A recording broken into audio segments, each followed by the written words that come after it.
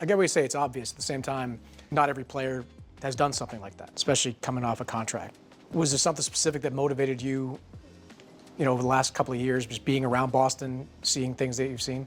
You could say that, but I think to answer your question better, I think players just, are kind of the culture around how players operate and manage. I think a lot of times we have people around us that are thinking for us.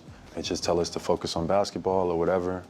And once again, you are people of influence that come from your community. You're educated. You have, a high responsibility, even though people tell you should not accept that responsibility.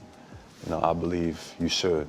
I don't think basketball just is about being a basketball star or player. Isn't just about the cars, the clothes, the money, or the attention. It's also about responsibility.